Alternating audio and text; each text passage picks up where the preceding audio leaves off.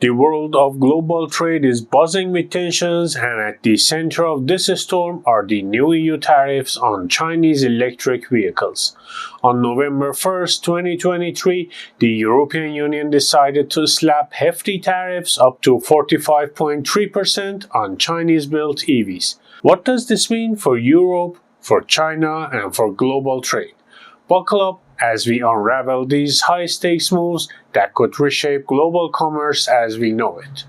But before we dive deep, if you are finding these insights valuable so far, please give this video a like and share it with anyone interested in global economics and trade. It really helps spread the word. So why did the EU do it? It all comes down to one word: subsidies. The European Commission's investigation found that Chinese automakers were getting unfair advantages through massive state support, think preferential loans, below market deals on essential components, and government grants. These measures gave Chinese EVs an edge that threatened European manufacturers, especially when you consider that China's annual EV production surpasses the demand within the EU by a staggering 3 million units. China didn't just sit back and accept this move. In a quick response, they issued a directive for major automakers to freeze any new investments in European nations that supported these tariffs. This meant halting factory constructions and expansions, big news for economies that had banked on these projects. And for an extra punch, China put tariffs on French whiskey. It's symbolic and strategic. France supported the EU's stance, and its whiskey exports to China were worth $1.7 billion last year. What do you think about this back and forth? Is it justified, or are both sides shooting themselves in the foot? Let me know your thoughts in the comments below. One of the hardest hit companies is Volkswagen. With over 300,000 employees in Germany alone, the automaker had already hinted at potential factory closures earlier in this year. Now those warnings are turning into reality as the tariffs take their toll, pushing them to shut down several factories temporarily.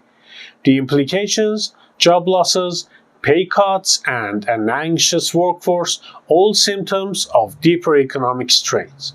And here's where things get really interesting. Not all EU countries are on the same page.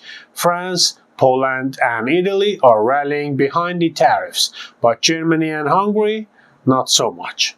With Germany's auto sector trading billions with China and Hungary hosting a factory for China's BYD, divisions within the EU are surfacing. These cracks show just how complicated it is to maintain a united front when national interests are at stake. If this trade war feels familiar, that's because it is. Remember the US-China tariff battle sparked by former President Donald Trump in 2018? That conflict set off a global trend toward protectionism, a trend that continues under President Biden, affecting everything from tech to EVs. The EU's latest moves echoes these strategies, but the stakes are even higher this time.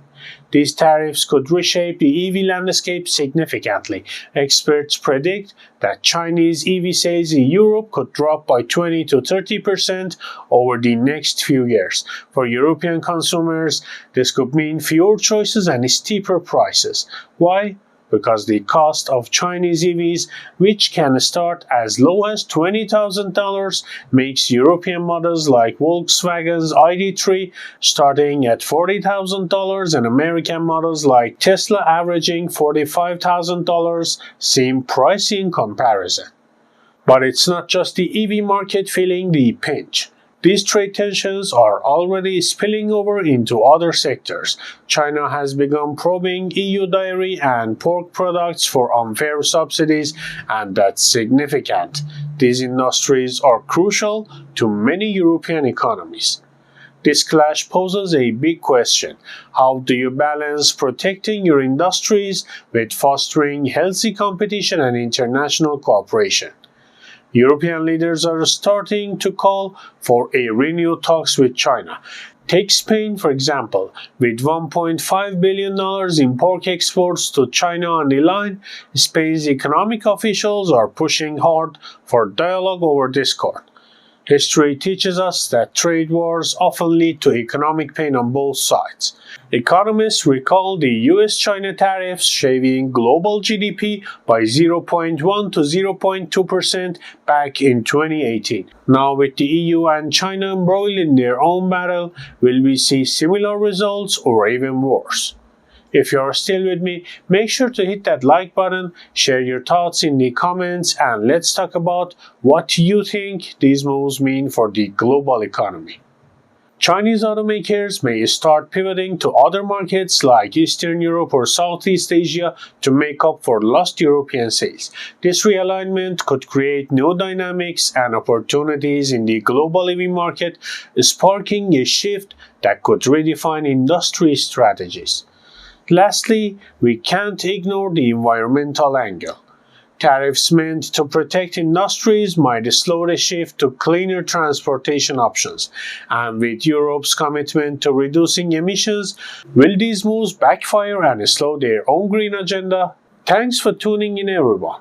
If you enjoyed this deep dive into the EU-China trade war and its ripple effects, don't forget to like, subscribe, and ring that notification bell for more insights. Your support makes all the difference. Until next time, thanks for watching.